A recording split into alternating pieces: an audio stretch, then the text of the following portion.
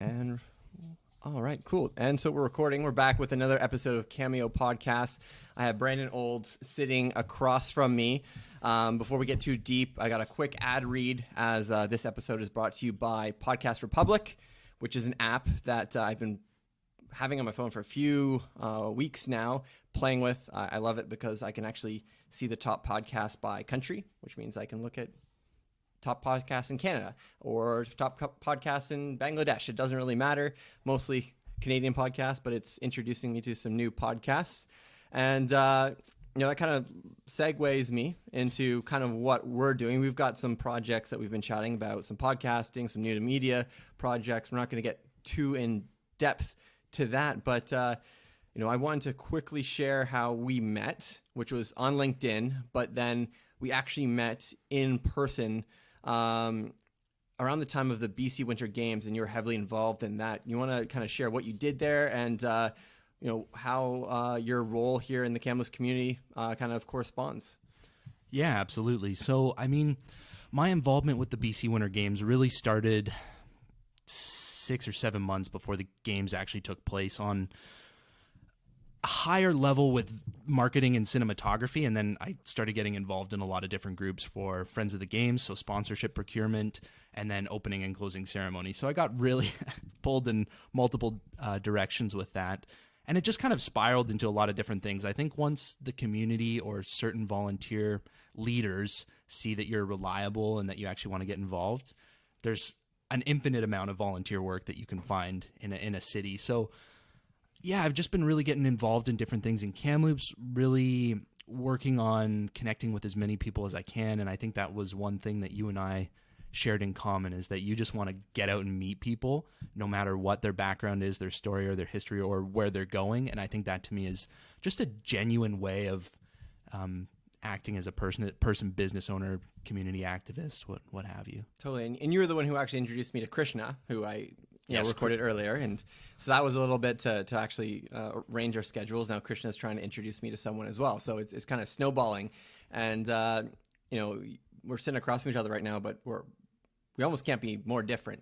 You kind of balanced me out and kind of the throwing stuff against the wall and really trying to organize stuff that I'm doing.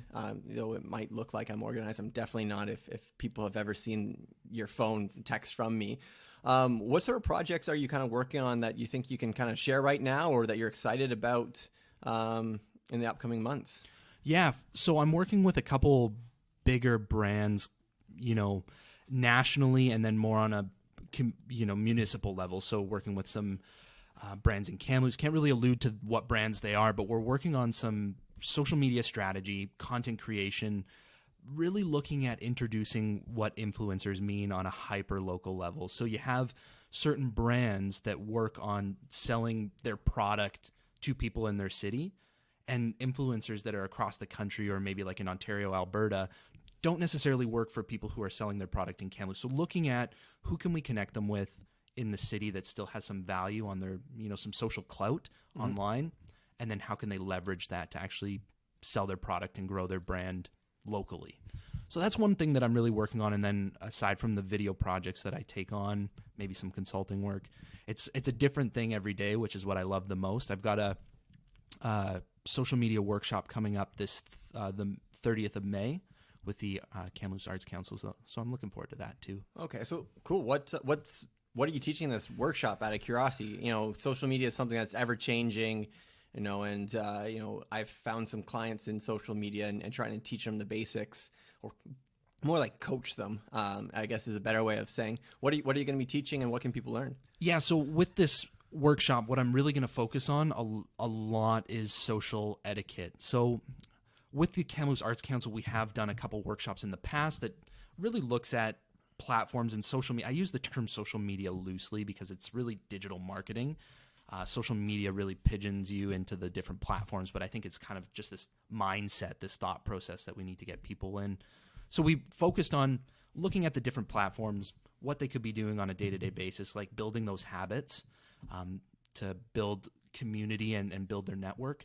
What we're going to be focusing on now is how they should really start building those one-on-one interactions with their audience members, whether that's shooting out a direct message, taking a bit of time to do some research on an individual who comments or likes on their post, and creating something of serious value for them. Yeah, well, speaking of which, we should probably acknowledge the people who did tune in live. We have Mother Son Music, who we missed. Cool. And we just had my aunt join, Nice. Cindy. So, Cindy and I will have we have some good conversations. One day we'll maybe record that.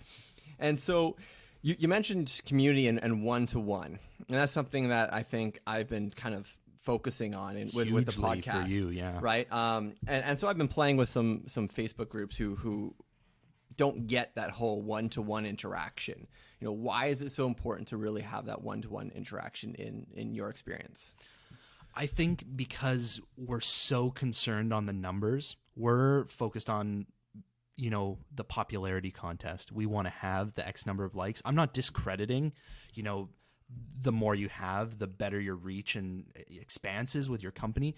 But I'm thinking a lot of companies feel they don't have the time to have those one-on-one interactions, when I actually think that's where the brand gets built. Totally. Right? That's kind of makes or breaks the perception that they have of who you are and why they should choose to interact with you. We think that the customer relations style we have has now changed because of social media, when really it hasn't. We've just been given tools to make it better and to engage with more people. The fact that I can sit down with one of the brands that I work with and direct message 4 or 5 potential clients in 30 minutes is insane, because before then I would have had to either cold call, knock on their door, or pray that they walk through the front door of the store that I could then interact with them. Mm-hmm. So we can just be way more proactive and have those one-on-one interactions, because that is way more valuable, right? Totally. 20 people who like a post is great, but why do they like it? Absolutely. Are they actually going to be customers in the future? I don't know. But that person who comments on our blog post or a photo or a live video and says, hey, my daughter is interested in this, and then we can reach out and strengthen that. Yeah. I think is really powerful. Totally. And this podcast never would have happened if I didn't have that one-to-one interaction with someone out of Vernon named Justin Jackson. It's justinjackson.ca. He recommended this microphone in front of you. I'm now paying him for my hosting. And hopefully, that relationship continues, right? Because he spent, it's got to be going on 3-4 years developing that relationship until he got my first dollar. Absolutely. Right. But now he's going to get $10 from me or $40, whatever the tier that I pay him for in his podcasting platform that he's building out. I think it also comes down to intention. So what is your intention when you're interacting with someone? Are you trying to sell them? Are you trying to squeeze every little red cent out of them that you can? Or are you just doing it out of the intent of being a good person and really trying to understand and be empathetic of who that person is and what their life is all about? Mm-hmm. Because it always comes back. I mean, call it karma, call it goodwill, like whatever it is, like what goes around comes around 100-fold. And so I think if we operate in that way, that we're always going to have a better, relationship with our audience members. Totally. And well, since this podcast is actually supposed to be about people in the community of Kamloops, not so much business, we talk a lot of business because I love it and you love it and whatnot. But obviously you're involved in the Kamloops Art Gallery or the art scene in Kamloops. What are some exciting things that are going on that people might not know beyond just your social media camp? Yeah, so we're actually introducing the International Buskers Festival to Kamloops, which is a big win for the arts community. Just because we're really trying to grow, we're trying to show that Kamloops is an arts hub of British Columbia. Unfortunately, we didn't have that art center go through downtown, which in my opinion was a big missed opportunity, but we're trying to make up for it in other ways and really show that we've got the culture, we've got the people, we've got the talent. Now we just need the community support. Totally. Right? Well, there is all these like really small things happening too. I think it was called Republic or there is a art gallery that just rebranded or that is rebranding, and then Clement I think is how you said last time. He has a big art installation that opens up Saturday too. So there's some really exciting things going on. I think just in like the more micro scale, and I think that's a little bit more Kamloops is thinking on the smaller side. Absolutely, yeah. Because it is becoming more and more diverse. And hopefully we see more artists pop on up. I actually met, I haven't even met him yet. Another podcaster called Colton. He moved, I think, from Alberta, and he's got a really great podcast called the Desert Tiger Podcast, where he interviews musicians across Canada. So definitely check that one out. We're coming towards, kind of the 2/3 of the point of where we try and keep this podcast. And, Sure. Not that I want to switch back to the business, but what are your thoughts on the 15-minute rule that I've kind of kept? Do you think I should play fast and loose with that? Like, I've opened up my hosting to be unlimited now. So I have unlimited options of what I should do or can do. Do you think I should try and be a little bit more selective of what people say, or should I just let conversations happen and they end when they end? I think it can be twofold. When you leave it open-ended, sometimes you get some amazing nuggets of information. I mean, spitballing, that's why you hear about 45, 50-minute podcasts. It's because of people just being conversational, right? That's where great ideas come from, is that collaborative nature of minds coming together, brainstorming things, and then it evolves through that 45, 50 minutes. Structure, on the other hand, has the ability to keep people engaged. I mean, something that's 15 minutes, hyper-focused, really lets the audience know that you value their time and you're not going to waste it. Mm-hmm. So I think mixing up your podcasting strategy where you have those longer episodes, shorter episodes, maybe even taking that longer episode and breaking it up into 15-minute chunks. You see that a lot with content creators where they repurpose content. Mm-hmm. This is really unique because the content you create in these podcasts goes out in its entirety. And I think there's lots of value to that. But looking at your podcasting strategy is not just being linear, but being super dynamic. Taking a 6 or 7 minute clip out of a podcast and re-releasing it 2 weeks from now from something that you've released from today gives longevity to the content. So, I mean, it just depends on listen to your audience. What are they saying about it? Do they want to hear more? Do they want to hear less? Do they want to hear from that person again? Yeah, I think it's just a huge kind of analytical game. Totally. And you can hear my wife and baby in the background because I'm a father as of 1 month and 1 day. Yeah, congrats. Thank you. Yeah, huge. And so interestingly enough, today actually was the release day of the Casey Neistat podcast, which I've listened to, and I highly recommend everyone to listen to as well. But in that podcast, right, they talk about some really open stuff, and I think this format is beautiful in that regard, that you can be a little bit more open while still have control over what you say, who you say, and where you say it to. Is there any trends that you find with the social media space of privacy as of the recent, Cambridge Analytica, Facebook things that have kind of popped up recently in kind of your field? Privacy-wise, other than the plethora of emails I got in my inbox on our privacy agreement has updated or changed, nothing really that has affected the end user. That's okay. I was like, what, is there a bee or a fly in here? In terms of privacy, not so much, but I think we're going to see things get a little tighter, as we progress over the next 6 months. For example, the fact that you can't tag people on your Facebook business page that don't like you or that don't follow you, I think is one of those examples. The fact that you can't take all the followers from your business page and invite them to an event is one of those things. So there's already restrictions. I just think we're going to start seeing, different squeezes happening on the functionalities of the platforms. Cool. Well, I've kept you for about 14 minutes. I know you're running off to an event pretty quickly, another community-based event. Yeah. Is there any, what's that event supporting, if you don't mind me asking? For today? Yeah. That's a no. All right, no worries. Well, it's a golf tournament, but it's just for a local foundation. So yeah, cool. Yeah, it's awesome. Awesome. Well, Brendan, I'm looking forward to what we create together, and hopefully it comes out balanced and makes sense. And I think it's gonna be fun. I think Kamloops is gonna like it.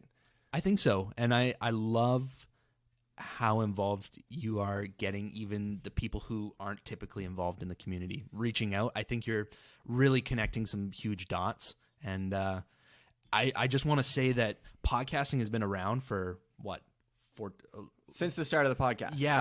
The iPod. Yeah, like 18 years or something. Like I was listening to podcasts in high school. Yeah. Though, like, I didn't know what they were, right? Like, Yeah. in the same sort of sense, right? You know, podcasts and audiobooks or whatever. I've been listening for, you know, since my mom bought, like, cassettes on tape of, like, Narnia or, not Zaboomafoo, but there was, like, a Christian book on tape, God's, you know, help. I remember, like, what was it? Magic Treehouse was like a book that I would listen to and stuff, but maybe they weren't podcasts, more like audiobooks. Yeah. What I'm getting at is the fact that podcasting has been around for a while. Now it's becoming trendy. I think it's something that is going to stick around for a long time because it was an 18-year loading period for it to now become super popular. I think it's going to be here for the next 20, 30 years. It's because people can actually, you know, look at their phone, right? Like, it's really easy. The barrier entry is so low. Yeah. Right. And that's what I hope people actually participate in this podcast for too, right? They, you know, if they want to send me some sort of clips of them talking or sharing, you know, I'll throw it up on my feed, right? You know, I'll tag them, you know, I'll call it freeform, and we'll kind of see how it goes, right? You know, it's really a platform where you can share the inflection behind your voice, right? Absolutely. You know, you miss that. You miss that in when people just write. It's tone's hard to understand. Same with photos. Same with photos. Yeah. Video is so highly edited unless you're doing live. It's really hard to really get the true personality of someone because you can easily become an actor at that point. Videos, in my opinion, super superficial. And that's super superficial, but like it's superficial in the fact that people will do take after take after take until it's perfect. This podcast is start to finish everything that we have said in the last 16 minutes, and it's unadulterated, raw, how we intend the viewer to listen to it.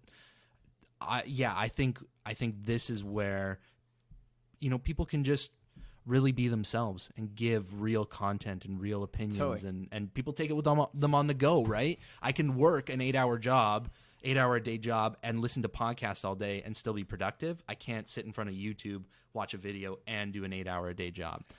But that's not to say we're not going to do a highly curated narrative. Sure. You know, podcast in the future, which we're talking about an idea there, which I think is fun because I really don't like how much podcast is all about marketing and entrepreneurship.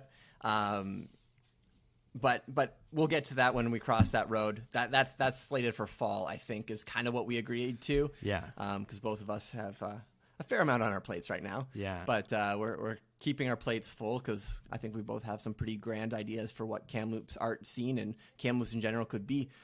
So, Brandon, where can people find you if they are interested in your services or have questions? Where's your socials at? Yeah, so definitely the best way to get a hold of me is through Instagram or Facebook. I mean, email's great. You can email me. Instagram, really? Yeah, Instagram. I don't think I've ever seen you post. Yeah, at Olds in the Sky. It's really funny when you get involved working with so many other people. It's oftentimes your own stuff that falls by the wayside so that you can do everyone else's, which I'm totally cool with. But nonetheless, it's still like LinkedIn.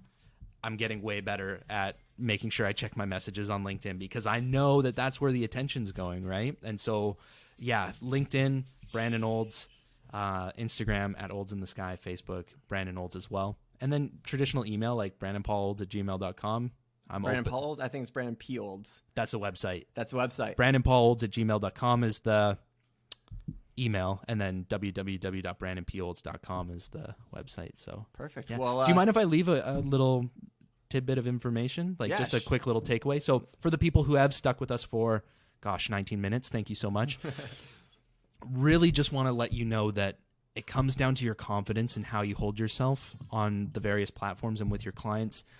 Don't be afraid to reach out. In fact, I think we're coming to a tipping point where the companies that are more proactive and approaching the clients instead of waiting for the clients to approach them are going to be the strong brands, especially on the local level. And you know, whether it's Kamloops, Kelowna, even a big city like Toronto, if you're reaching out, I think you're going to win over the mom and pop shop that's running basic ads, hoping people will come to them.